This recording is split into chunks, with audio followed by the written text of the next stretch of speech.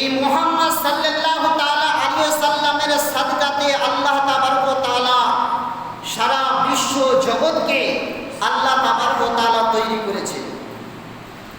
যখন হাদিস শরীফের মধ্যে বর্ণিত রয়েছে, যখন আল্লাহ তাবারক ওয়া তাআলা আসমান জমিন পাহাড় পর্বত চন্দ্র সূর্য গ্রহ নক্ষত্র জিন ও ইনসান কিছুই যখন সৃষ্টি করেননি, তার থেকে 1000 বছর পূর্বে আল্লাহ তাবারক ওয়া তাআলা নবীর নামকে আল্লাহ তাবারক ওয়া তাআলা তৈরি করে কাতাবা ইসমুহু আলাল আরশ, আল্লাহ তাবারক ওয়া তাআলা নবীর নামকে লিখে আল্লাহ তাবারক ওয়া তাআলা আরশে আযমের মধ্যে লিখে রেখেছিলেন। জেনে বলুন আপনি যারা ভাবতেন লোককে আসতে। তো আল্লাহ তাবারক ওয়া তাআলা সমস্ত জগৎকে সৃষ্টি করার পূর্বে 1000 বছর পূর্বে আল্লাহ তাবারক ওয়া তাআলা নিজের নবীরকে তৈরি করে নিজের নবীর নাম রাখলেন আহমদ। আরশে আজিমের মধ্যে আল্লাহ তাবারক ওয়া তাআলা আহমদ নামটা রেখে কাতাবা ইসমুহু আলাল আরশ, আরশের মধ্যে আল্লাহ তাবারক ওয়া তাআলা লিখে রাখলেন যাতে করে আল্লাহ তাবারক ওয়া তাআলার জান্নাতের ফেরেশতারা দেখতে পারে যে আল্লাহর নামের সঙ্গে একটা আহমদ নাম জড়িত রয়েছে। আল্লাহ তাবারক ওয়া তাআলা আকাশে নবীর নাম রাখলেন আহমদ। যেই আহমদ শব্দের অর্থ হলো আল্লাহর অধিক প্রশংসাকারী, আল্লাহর অধিক প্রশংসাকারী আহমদ শব্দের অর্থ। তো আল্লাহর আরশের মধ্যে সবথেকে আল্লাহর যদি বেশি প্রশংসা করেছে তো মুহাম্মদুর রাসূলুল্লাহ করেছেন। জোরে বলুন। আর জমিনের বুকে নবী পাক সাল্লাল্লাহু তাআলা আলাইহি ওয়াসাল্লাম যখন আসলেন তো আল্লাহ তাবারক ওয়া তাআলা জমিনের বুকে নবী মুস্তাফার নাম রাখলেন মুহাম্মদ, অর্থাৎ অধিক প্রশংসাকারী, যার যেই নামের সকলে প্রশংসা করবে। আজ কোরআন বলুন, বাইবেল বলুন, গীতা বলুন, আপনি যে কোনো ধর্মের কিতাব উঠিয়ে দেখুন না কেন, মুহাম্মাদের নাম প্রত্যেকটা কিতাবের মধ্যে মুহাম্মাদের প্রশংসা করা হয়েছে। আর সেই মুহাম্মদ সাল্লাল্লাহু তাআলা আলাইহি ওয়াসাল্লামের আমরা হচ্ছি উম্মত। আজিজানে মুহতারাম, দুনিয়াতে বাচ্চা জন্মগ্রহণ করে, তো দুনিয়াতে বাচ্চা জন্মগ্রহণ করার পরে তার মা হোক, বাবা হোক, দাদা হোক, দাদি হোক, নানি হোক, নানা হোক, আত্মীয় স্বজন, পাড়া প্রতিবেশী হোক, বাচ্চা জন্মগ্রহণ করার পরে মানুষ ওই বাচ্চার নাম রাখে। কিন্তু কুরবান হোক ওই নবী মুস্তাফার উপরে, যে নবী পাক সাল্লাল্লাহু তাআলা আলাইহি ওয়াসাল্লাম জন্ম হওয়ার পূর্বে যেই নবী মুস্তাফার নাম স্বয়ং আল্লাহ নাম রেখে দিয়েছেন,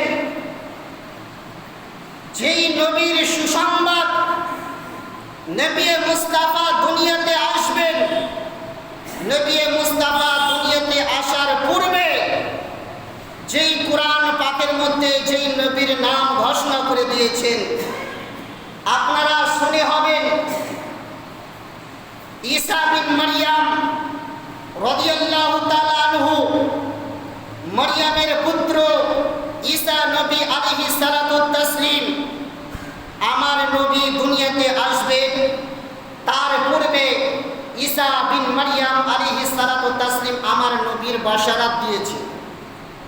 আমার নবী দুনিয়াতে আসবেন, আমার নবীর জন্মের পূর্বে ঈসা বিন মারইয়াম আমার নবীর নাম ঘোষণা করেছেন।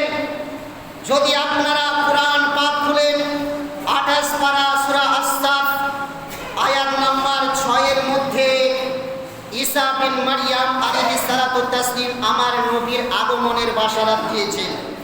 কোরআন শরীফের 28 পারা সূরা আস-সাফ আয়াত নম্বর 6 এর মধ্যে ঈসা বিন মারইয়াম বলেন যে আল্লাহ তাবারক ওয়া তাআলা ঘোষণা করেন ওয়া মুবাশশিরাম বিরাসূলি ইয়াতি মিন বাদি ইসমুহু আহমদ। ঈসা বিন মারইয়াম আলাইহিস সালাতু তাসলিম বলেন, হে বিশ্ব জগতের মানবেরা, হে বিশ্ব জগতের মানুষেরা, আমি আল্লাহর পয়গম্বর ঈসা বিন মারইয়াম আলাইহিস সালাতু তাসলিম তোমাদেরকে বাশারাত দিলাম। আমি ঈসা বিন মারইয়াম বললাম যে আমার পরে একজন রাসূল, আমার পরে একজন নবী, আমার পরে একজন পয়গম্বর যিনি দুনিয়াতে আসবেন। ঈসা বিন মারইয়াম আলাইহিস সালাতু তাসলিম বলেন, আমার পরে যিনি একজন নবী আসবেন তার নাম হচ্ছে মিন বাদি ইসমুহু আহমদ। আমার পরে যিনি একজন রাসূল বা নবী আসবেন তার নাম হচ্ছে আহমদ। জোরে বলুন সুবহানাল্লাহ। যা কোরআন শরীফের 28 পারা সূরা আস-সাফের 6 নম্বর আয়াতে বললেন ওয়া মুবাশশিরাম বিরাসূলি ইয়াতি মিন বাদি ইসমুহু আহমদ, আমার পরে একজন রাসূল বা নবী আসবেন যেই নবীর নাম হচ্ছে আহমদ। যখন আল্লাহ তাবারক ওয়া তাআলা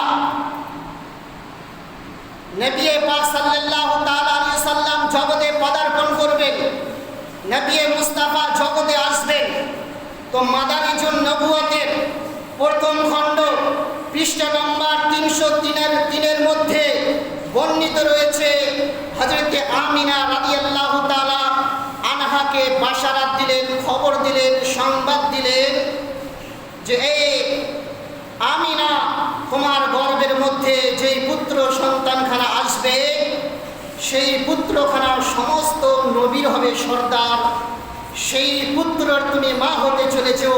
এ আমিনা, তোমার সন্তান দুনিয়ার বুকে ভূমিষ্ঠিত হবে। আল্লাহ খবর দিচ্ছেন তোমার বাচ্চা দুনিয়াতে যখন জন্ম লাভ করবে তোমার বাচ্চার নাম এই জমিনের বুকে রাখবে মুহাম্মদ। জোরে বলুন। তো নবী দুনিয়াতে আসবেন, বাশারাত দিচ্ছেন আল্লাহ যে জমিনে তোমার পুত্র সন্তান হবে, তার নাম তুমি মুহাম্মদ রাখবে। আজিজানে মুহতারাম, যেই বছর নবী মুস্তাফা মক্কার সরজমিনে পদার্পণ করলেন, হাশমি কুরাইশি বংশে জন্মগ্রহণ করলেন, যেই দিন নবী মুস্তাফা আমার মক্কার সরজমিনে জন্ম নিচ্ছেন, যেই দিন নবী মুস্তাফা জন্ম হলেন, নবী মুস্তাফার সাদকাতে যেই বছর নবী মুস্তাফা জন্ম নিচ্ছেন ওই বছর মক্কার সরজমিনে প্রত্যেকটা নারীর যখন বাচ্চা ভূমিষ্ঠিত হয়েছিল নবী মুস্তাফার সাদকাতে প্রত্যেকটা মহিলার গর্ভে পুত্র সন্তান জন্ম নিয়েছিল। জোরে বলুন। সওয়াল করতে পারেন ইমাম সাহেব, যেই বছর নবী মুস্তাফা জন্ম নিলেন মক্কার সরজমিনে প্রত্যেকটা মহিলার গর্ভের মধ্যে পুত্র সন্তান কেন জন্ম নিল? ইয়ার উত্তর হলো, যেই দিন নবী মুস্তাফা আমার হাশমি কুরাইশ বংশের মধ্যে জন্ম নিলেন, আল্লাহ তাবারক ওয়া তাআলা ভাবলেন আজ আমার নবীর পদার্পণ হচ্ছে মক্কার সরজমিনের মধ্যে, আজ যদি মক্কার বিভিন্ন নারীর গর্ভের মধ্যে মহিলা যদি সন্তান জন্ম দেয় তারা হয়তো নারাজ হতে পারে, এই জন্য আমার নবী মা আমিনার গর্ভে পুত্র সন্তান হয়ে জন্ম নিচ্ছেন বলে নবী মুস্তাফার সাদকাতে প্রত্যেকটা মহিলার গর্ভে যেন পুত্র সন্তান দিলেন, মানুষ যেন না বলতে পারে আরবের মহিলারা যে আমিনার গর্ভের মধ্যে পুত্র সন্তান জন্মগ্রহণ করলো আর আমাদের গর্ভের মধ্যে নারী, এই জন্য সেই সওয়াল যেন না করতে পারে, প্রশ্ন যেন না তুলতে পারে, এই জন্য নবী মুহাম্মদ রাসূলুল্লাহর সাদকাতে সেই বছর প্রত্যেকটা মহিলার গর্ভের মধ্যে পুত্র সন্তান আল্লাহ জন্ম দিলেন। জোরে বলুন।